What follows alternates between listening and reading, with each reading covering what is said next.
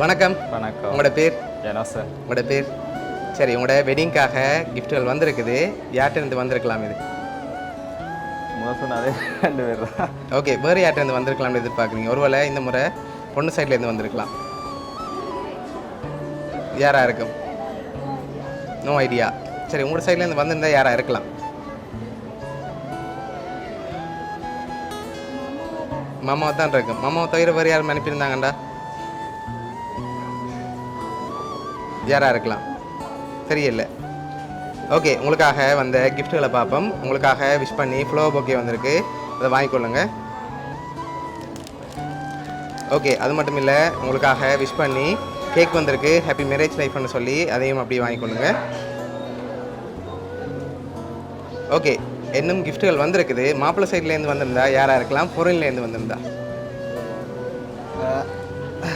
பொருள்லேருந்தா இன்னொரு ஃப்ரெண்டும் இருக்கிறார். ஓகே, அவரோட நேம்? கிஷோவன். ஓகே, எங்கே இருக்காங்க?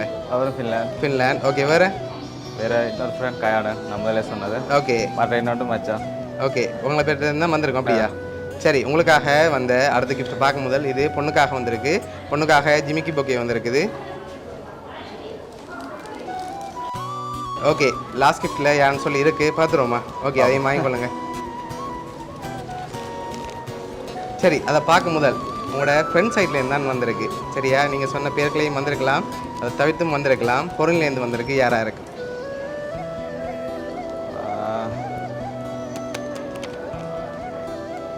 பொருள்லேருந்து தான் வந்திருக்கா அப்படின்னா கிஷோவனா?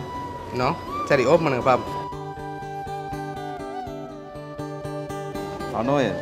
சரி, உங்களோட ஃப்ரெண்ட் அனோயன் ஃபின்லாண்ட் அனுப்பியிருக்கார். ஓகே. ஓகே, என்ன சொல்ல ஆசைப்படுறீங்க? நான் எக்ஸ்பெக்ட் பண்ணவே இல்லை. நான் அவருக்கு நன்றி.